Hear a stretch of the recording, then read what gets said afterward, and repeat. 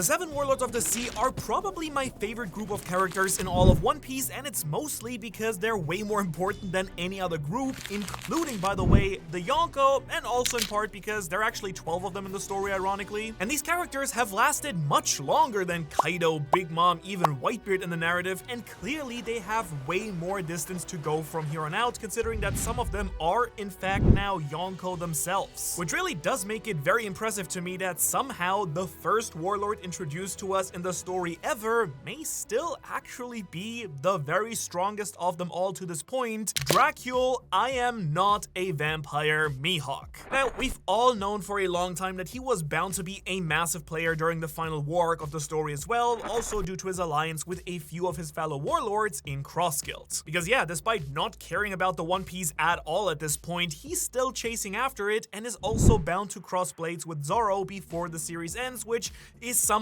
I might be waiting for more than the One Piece itself, if I'm being honest. And this man, by the way, has quite literally broken all rules of anime because, like, he's been scaled correctly despite having been introduced in chapter 49 of the story over 1,100 chapters ago. This man has somehow avoided power creep in the series from the beginning, and I kind of love that fact that that still holds up. I guess I always kind of think that it's later than that, but no, he's established as Zoro's big goal just before chapter 50, and what I mean by that is that he's still somehow the strongest, and it's never been something that you can actually doubt whatsoever because Oda has been so consistent. He's always shown in reverence and in a state of pure respect from anyone around him. Yonko, admirals, you name it, they put respect on the name Dracule Mihawk. So no wonder that his bounty is greater than 2 of the current Yonko anyways, which are Luffy and his boss, not really, Buggy. Which is also why I do think that there's a really good case for calling him the strongest warlord, especially because he isn't rocking a devil fruit.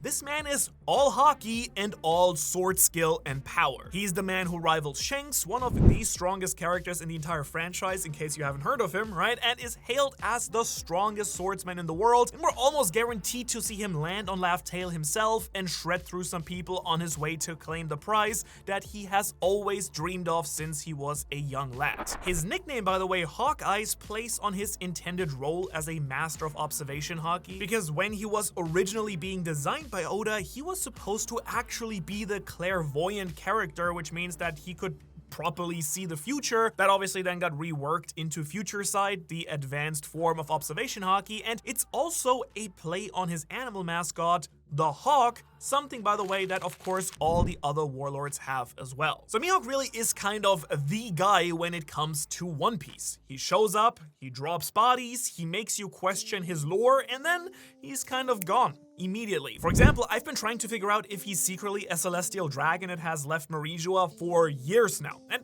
it really does make sense considering that he's Shanks' rival, and we now know that Shanks spent some time in his childhood up in Marijua too. And when you look at how Mihawk talks and the way that he dresses and holds himself, it does give off big celestial dragon energy, I would say. Not to mention that his name Dracule itself is a play on the word for the name dragon, right? As in the celestial dragons. Dracule has roots in real life history as it's based on the Romanian ruler Vlad the Impaler, the original inspiration of course for Dracula, which is where Mihawk gets his vampiric and gothic aesthetic from. But in Romanian, Dracule can mean devil or dragon, and Dracula, like, quite literally means son of the dragon or son of the devil, which I would argue very different things, but both kind of cool for an anime. And this has actually even made me think that Mihawk might straight up be a direct descendant of Emu themselves, which would explain their eyes being so very, very oddly similar, except for the colors. And maybe that would explain why he is the only character in the show that we see use a mythical black blade, a powerful sword that is clearly infused with hockey, but maybe also the abyss, or both. Like, I don't know. He has some crazy stuff going on. But I gotta say, there is something else that ties him to the celestial dragons in my mind, and it's actually his animal title. You see, the hawk is very specific amongst all the other warlords, as we're gonna see, because it is one of 2 birds given to the original warlords. Birds, of course, fly high up in the sky, literally in the heavens, and considering that the other bird fellow in this list is a fallen celestial dragon, we'll get to him, I think this might be Oda's subtle way of tying Mihawk into the big important gods of the world too. And speaking of which, since we're already on the topic, let's talk about the other bird boy, my man, Don Quixote Doflamingo. And this man oozes style. The feather boa, beautiful. The shades, magnificent, dare I say so. And the walk, well, I mean, come on. Let's be real. Fun fact, I do walk around the beach like that when I get sand up my shorts. Kinda helps loosen the grain a little bit. Feel free to use that however you want. Now, Doflamingo is an incredibly strong, mischievous, and downright evil, twisted person. I think that there is a good case to be made that he might actually just straight up be the single most evil character we have seen in the series, maybe beside Emu themselves. And that does make sense, considering he is a former fallen celestial dragon. Doflamingo is known as the Heavenly Demon, a man who has enslaved the entire country of Dressrosa and is clearly not done with his evilness yet. This dude crackled and laughed about Emu during their very introduction, so there is more to come from my man right here, which is a huge reason why I think that he's gonna stay relevant and make an even bigger impact than Kaido or even Big Mom. Because let's be real, he knows way too much about the world and the world government, and he had a plan to use that knowledge to overthrow them as well. So in some way, that foreshadowing is gonna come into play sooner or later once again, and Oda isn't just gonna use Doflamingo opposite of Emu during the introduction for the lulz, right? Let's be real here. No, I feel like he did it to establish a deeper connection that we still need to fully play out in the story. Also, compared to several of the Yonko, Doflamingo, as far as the series goes so far,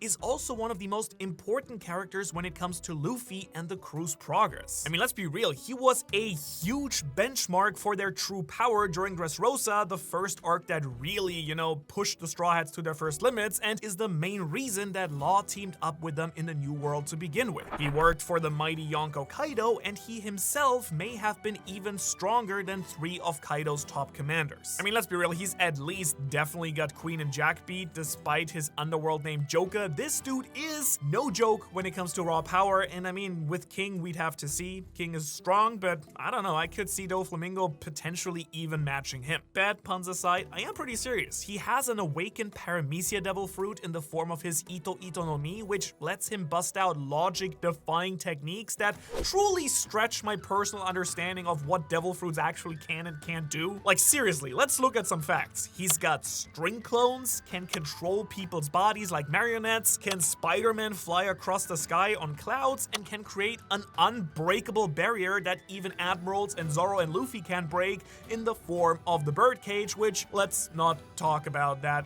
Yeah, I don't even want to. Okay. And did I mention, by the way, that he has Conqueror's Haki? He's one of 2 confirmed Conquerors amongst the Warlords, so this man is truly unreal. I wish I was as strong as him, but that's kind of it. I don't want to be like him in any other way, shape, or form, really, except the drip, obviously. And actually, that's also not quite true, because I'd also love to be as tall as him, which is also weird. And that's why I do think that he is just bound to make his return soon. I mean, he's foreshadowed Emu having this epic secret treasure hidden up in Marijua, and he's currently just chilling in Impel Down. This man is bound to make his escape and wreak absolute havoc on whose side, you ask? Well, I'm actually not certain. I personally have my fingers crossed for Cross Guild, but at this rate, I could totally see Emu activating him as a true heavenly demon and turning him into a Domi reversied Holy Knight or something like that, which would be truly something else. But I also think it would get pretty hype because it would give Law a rematch chance that he kind of desperately deserves, I think. Who, by the way, is gonna be the next warlord I want to talk about?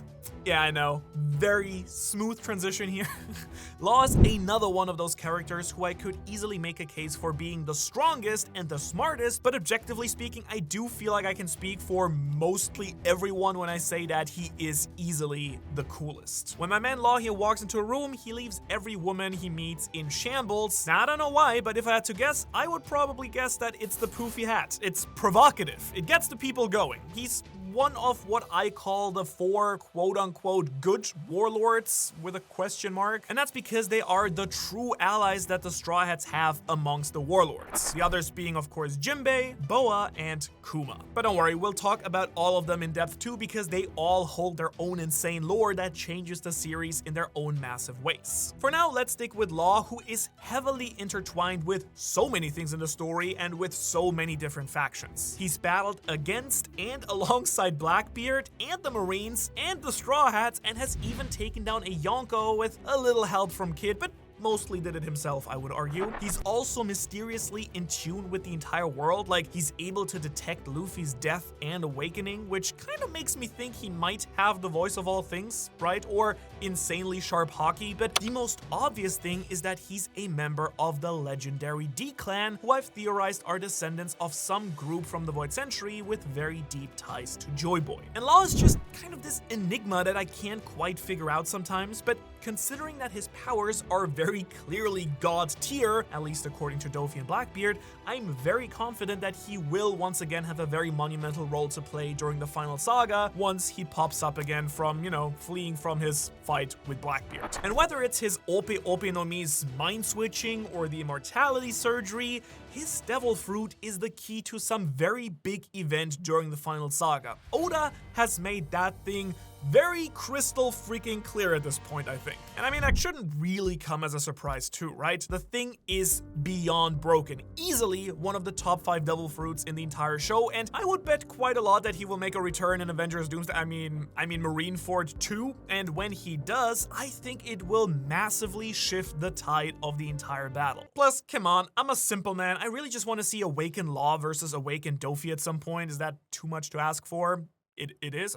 Okay. For me personally, I think it's something that he probably really needs to complete his Rosinante arc, because I always felt he truly didn't avenge him because of Luffy's involvement in Dressrosa. I need to see him get that full circle moment and then do some crazy immortality shenanigans or mind-swapping stuff to help Luffy defeat Imu. Alright, and with that we've talked about some of the absolute units already and their insane potential, so I do think we can shift it up a little bit before we get into the super important ones and now talk about a couple of characters you might not even realize are actually warlords. Yes, but don't let that fool you, because both of these characters do end up influencing the final saga in some massive ways, just not maybe how you'd expect it. Starting with a weird one.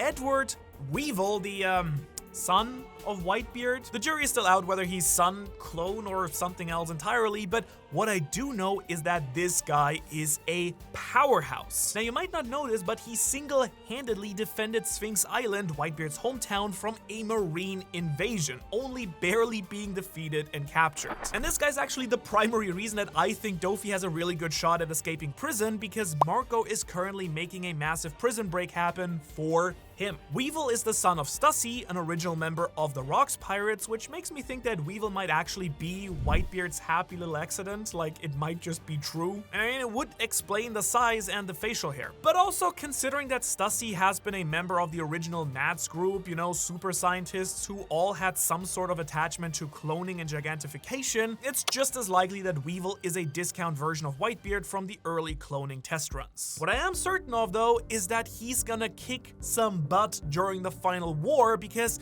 he's rocking his dad's sword now and wants to murder Blackbeard. To which I just gotta say, you go, big dog. I mean, I'm rooting for him, even if your mom is not, I guess. I mean, hopefully Marco guides you down a better path. I would hope the path that sides you with Luffy and Shanks maybe. Now, the next warlord though is someone you actually may straight up have never even heard of, unless you're a really big fan of the SPS, these additional bits of information that Oda puts in with the new volume releases. And in one of those recent ones, we got to meet Hanafuda, a warlord who worked under Kaido and is confirmed to be Ulti and Page 1's father. His name is actually based on a traditional Japanese card game, and he was actually the warlord who got defeated by Ace, which then caused Kuma to have his position open up. And I gotta say, this man's design is low-key kind of awesome, and I'm just bummed he's sort of just extra material we never even got to see properly. Just another reason why we need the Ace novels animated, I think, but I'm absolutely amped that he exists and has ties to Kaido, because it does make me think that Oda put a little bit more thought into page 1 and Ulti's backstories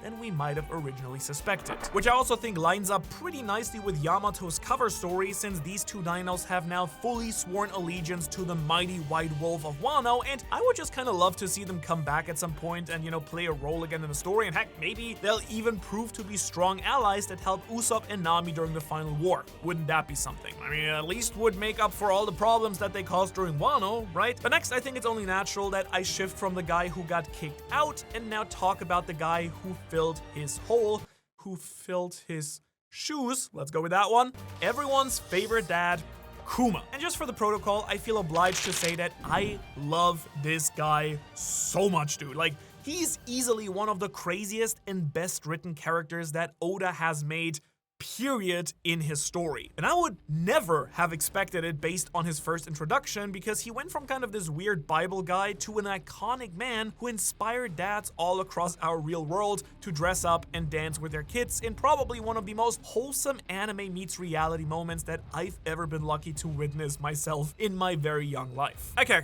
But who actually is this guy? Well, for one, he's a buccaneer, a mysterious, powerful hybrid race that seems to be half giant, half something else. He's got a very unique body, similar to Blackbeard, I guess, which does add some credence to the idea that Zebek and Teach might be buccaneers too, which could make sense since Kuma is an absolute tank, unlike anyone else we have seen in the entire franchise, with maybe some exceptions like Big Mom and Kaido, but that's just thanks to their crazy hockey. Kuma surpasses all limits tossed at him.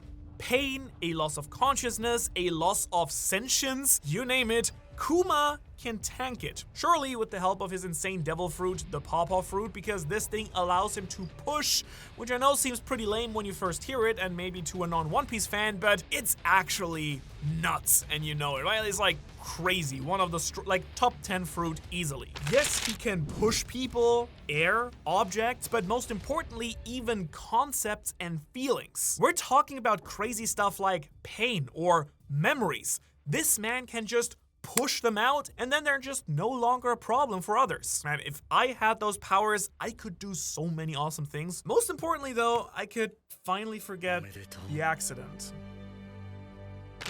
His deep and dark origins tie him to some of the most important people in the One Piece world too. He's a former slave with ties to the former Gorosei members like Saint Saturn. He was a prisoner during the legendary God Valley incident, where he got his devil fruit. This is, by the way, also where he met his lover Ginny and his spiritual brother Ivankov, and then eventually connecting him that way to the world's most wanted criminal, Luffy's father, Monkey D. Dragon. And yet somehow none of that is even the most important or craziest part about Kuma's character. Like, this bear man, which is of course his animal theme as a warlord, is actually tied to the single most important character in history, the sun god Nika. Kuma is a worshipper of Nika and one of the few people who seem to understand the true influence of the sun god's title of the Warrior of Liberation. Which, I guess makes sense when you remember that he's been a slave pretty much his entire life in one way, shape, or form to the government. But this of course raises so many questions like, what even exactly is the Buccaneers race? What is its ties to Nika? Why did the world government want to wipe them out completely? And will Kuma somehow play a massive role in the endgame of the story? I mean, I'm not certain. The dude's body and brain don't really seem to function anymore, but he is in the loving and safe hands of Dr. Vegapunk and his daughter Bonnie now, so I mean, in One Piece terms, anything is possible. I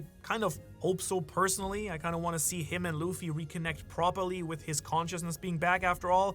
Kuma has done so much from the shadows to enable Luffy to become the person and great pirate that he is today, one of the most unsung heroes in the entire story. However, there is another sun god adjacent warlord character who will be far more important to Luffy's journeys by default, which is his blood brother, Jinbe. Now, this former captain of the Sun Pirates is a massive whale shark fisherman and now the helmsman of the Straw Hat Pirates. And this man is the GOAT. honestly. A stand-up guy who's put his own life on the line countless times for Luffy, but also many other people. During Marineford, during Whole Cake Island, during Wano, and every arc since he officially joined the crew, Jinbe has been very easily putting in the work to help the future Pirate King achieve his dreams, and I want to use this chance to officially give him the stamp of approval as a great Straw Hat addition. Also, I quickly have to shout out that one time that he shoulder threw Luffy into a fight with, 3 admirals on a whim, because it's quite literally one of the coldest moments in the entire show.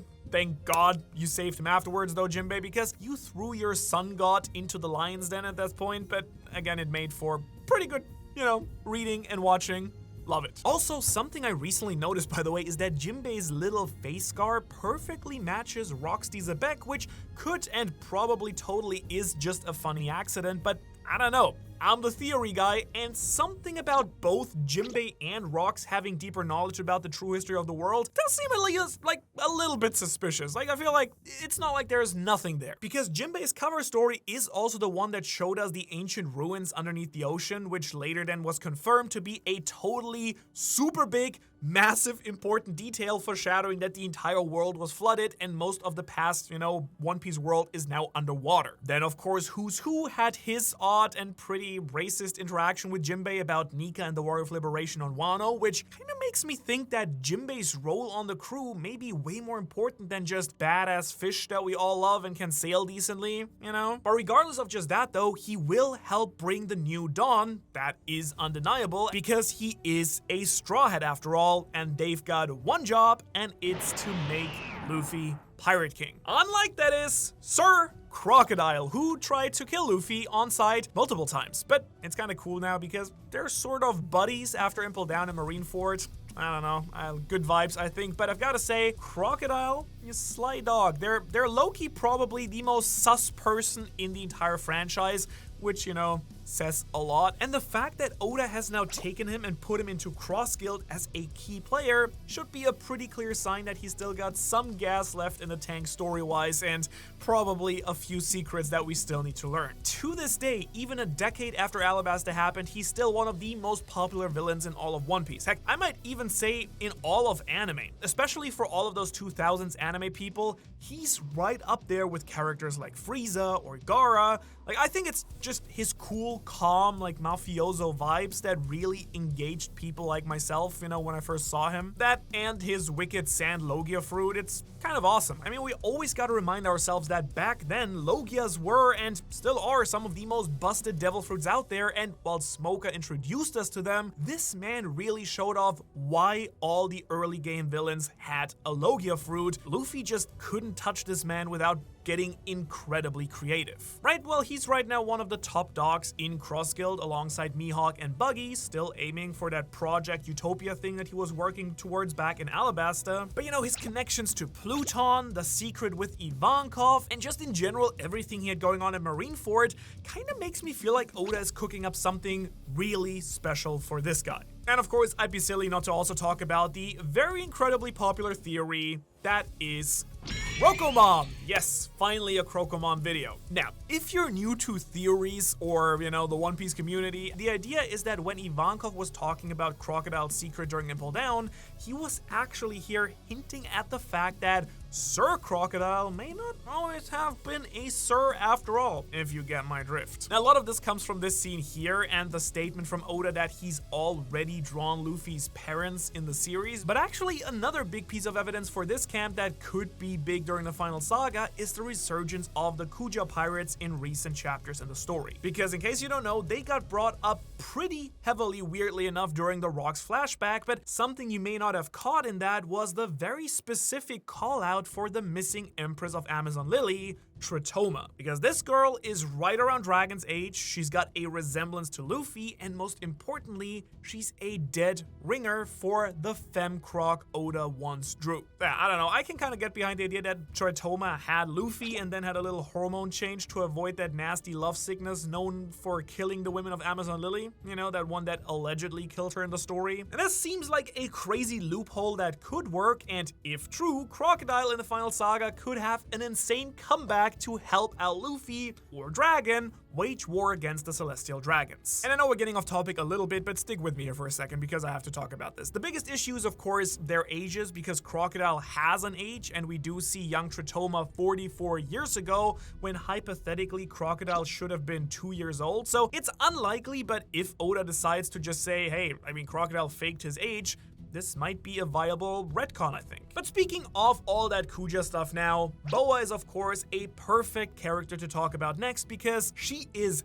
definitely gonna make big waves during the final saga too. Blackbeard's trying to back her, she loves Luffy, and she has plenty of reasons to join Cross Guild to keep her and the Kuja pirates safe from the Marines. Now, don't worry, you and I both know that she is definitely 100 billion% gonna team up with Luffy in the end of the show. She's head over heels for the guy, but she could bring a big shift and bonus to Cross Guild, seeing as she's the only other confirmed Conqueror Haki user amongst the Warlords. That, alongside her absolutely broken Mero Mero no Mi that turns anyone attracted to her or having strong feelings towards her into stone, which makes her a force to be reckoned with no matter the enemy. Let's come on. She's just a baddie, right? We love Oda's One Piece baddies, and I personally am not afraid to say it. I want Luffy and Boa to end up at the end of the story together. I know some people don't like this. I stand behind that. However, I do think she actually does need to let loose during the final war for one key reason, which is revenge, because she's been locked down in some capacity by the world government or Celestial Dragons her entire life. I mean, as a former slave and someone who was forced into working for them as a warlord to defend her country, she deserves revenge on the so-called gods of this One Piece world, and what better way to do it than rallying behind a real god, the Sun God, or the Sun God. I don't know. Some people got that one. Alright. I do feel like it's very highly likely that Summers or Garling might even end up being the people who owned Boa as to really tie her into the thick of things that way. I mean, it's just a very anime-like move to make a shock reveal and tie-in, and these two seem like the awful types of people who could own slave women very easily, I think. But as far as the final saga interactions really go for her, something that I think would be really cool and important for her to happen would be connecting with Jinbe more. The fact that Jinbe sailed under the man who freed Boa and her sisters, Fisher Taiga, and now is the helmsman for her love interest, it just kind of feels like these two could be a great powerhouse fighting duo to save Luffy at some point in the endgame. Remember that Oda loves drawing these cool little connections out in fun ways like this, so I'd be very happy to see at least some sort of interaction between these two warlords that way. And by the way, speaking of things I'd be very happy to see, you joining the Ohara Patreon is right up there, like right below Luffy x Boa. I personally think like you would really like it too, so come join me. Get cool perks, early chapter content, bonus parts of the podcast, a bunch of artwork that we got for you, and more and more. And you know, if you don't like that and you don't want to pay, we have a free newsletter with everything One Piece that has happened in the last week, so you can get that for free there too. And if you don't clown with that, that's cool too. Maybe instead you'll clown with the most evil jester, the warlord that Luffy fought before anyone else, even before he was a warlord,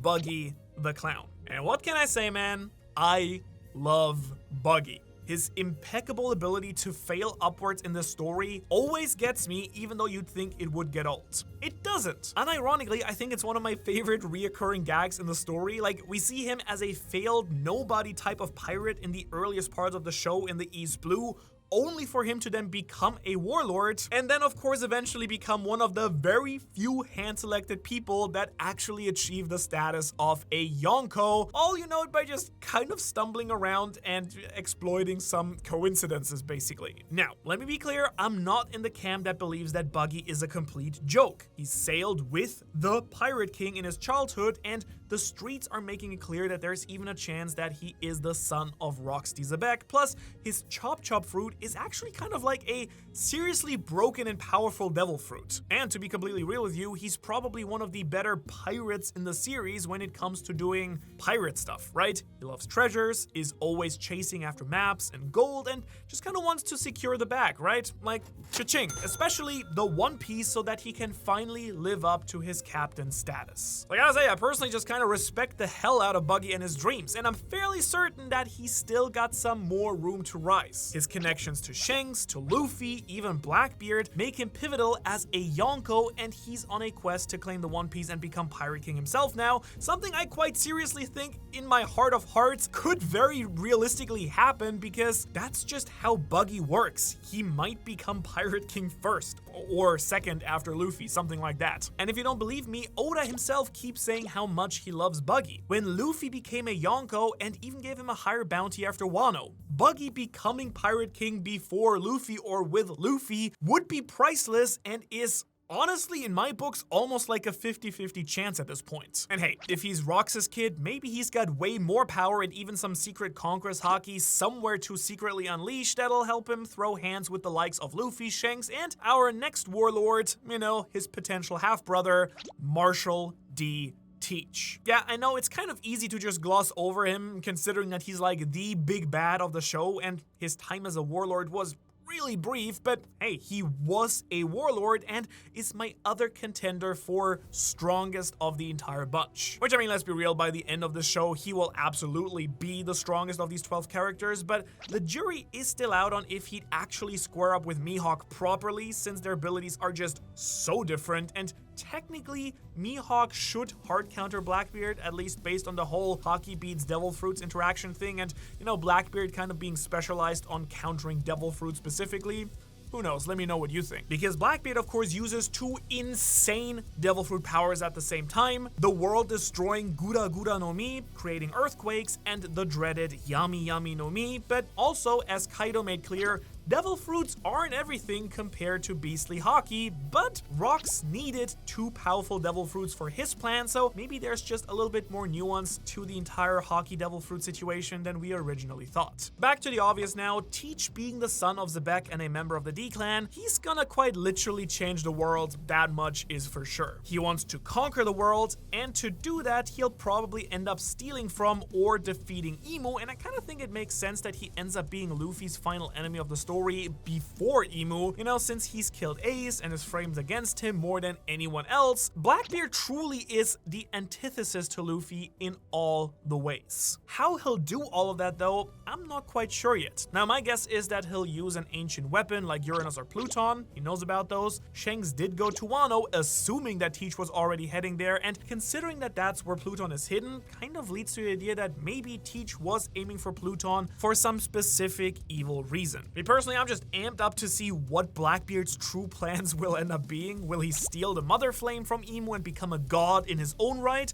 Will he take over the world and use the powers of the Abyss? Or could he even actually steal Luffy's Devil Fruit, forcing Luffy to go straight hands with a god to free the world from his dark clutches? Honestly, the options are kind of endless and all of them are awesome, but what I do know is that Blackbeard is undeniably one of the single most powerful characters in the story, and that was only possible because he was a warlord. That's what allowed him to get into Impel Down and recruit like half his crew because of his status as a warlord, and clearly it was foreshadowing his desire to become a king in the world government eyes as well. Somehow I just don't think that Teach is even the most mysterious warlord of the bunch, because I quite genuinely think that Oda has made his desire crystal clear, and really at this point the only mystery is how he'll do something and not if he's gonna do it. And I actually think that that goes for pretty much all of the warlords. When it comes to the ideas that I've tossed out today, nearly all of them have a very solid through line. Well, let's be real, I think Boa helping out Luffy at the end is a dead given, the same way that I think that Dofi still has many more evil things to still take care of too. However, there is one more warlord I'm just completely stumped on, and that is Gecko Moria. I'm gonna say it, I think this dude is absolutely underrated, capable of squaring up with Kaido when he was in his prime, and his shadow possession powers would totally help swing the tides of battle in either direction, theoretically, depending on where he falls. I'm just not entirely sure where that's gonna be. I mean, he and Perona, his ghostly assistant, could totally end up anywhere that's not on Luffy or Blackbeard's side. Cross Guild feels very likely because course Perona and Mihawk are like that, but honestly, I could just see him also somehow realigning with the world government, or even just as a chaotic neutral party in all of this that, you know, does some crazy stuff in the endgame too. When you look at his past, it's not totally clear where he'd fall nowadays. He was inspired by Roger, so it's clear that he's pirate through and through, and on Thriller Bark, he was up to no good preparing a zombie army that now seems to have way deeper ties to the big plotline, since I think it's fairly likely that Ors was a member of the Galela Giants and all the Rocks pirates being there, and so it really just makes me question how much Moria knew. Considering that he was in Wano and seems to be targeting the Galela and the Rocks crew for his zombies, does he have some more secret knowledge or ties to Emu? Because after seeing Rocks storm into the flower room to threaten Emu, and then a few chapters later, Zebek calls out that he needed some more powerful devil fruits and the Galela specifically, it does draw a kind of odd tie into Moria, doesn't it? Same crew, just the zombies, partially the same goal. Did Moria try to become the next Rocks? And does that tie into where he chose to set up shop? Because what I'm saying is there something tied to Rocks or Davy Jones that's in the Florian Triangle? What I'm saying is that there seems to be something special about Thriller Bark and its location, and if you want to know why I think that Thriller Bark is the remains of God Valley and why that might prove that Rocks is still very much alive, you can check out that video right here. Otherwise, as always, a big shanks to all of my Patreons, thanks to you for watching this video till the end. If you watch this video till the end, leave me an animal emoji of your choice of your favorite warlord in the comments, and I will see you in the next video.